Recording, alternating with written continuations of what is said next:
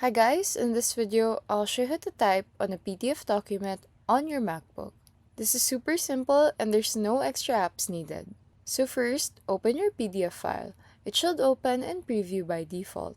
At the top, click the markup icon. It looks like a little pen tip. This opens the editing tools. Then you will click on this icon. This is the text button. Then a text box will appear on your PDF. Click inside the text box and start typing.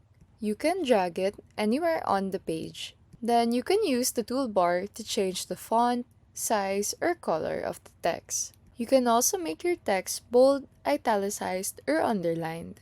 Even the alignment can be adjusted as well. When you're done, just close the file. It will save automatically. Or press Command plus S to save manually.